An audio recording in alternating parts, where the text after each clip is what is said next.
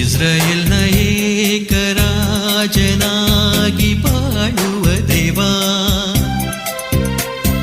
ಸತ್ಯ ಜೀವ ಮಾರ್ಗ ನೀನು ದೇವಾ, ಧರೆಯಲ್ಲಿ ಸ್ನೇಹದ ಹಕ್ಕಾಗಿ ಜನಿಸಿದ ದೇವಾ.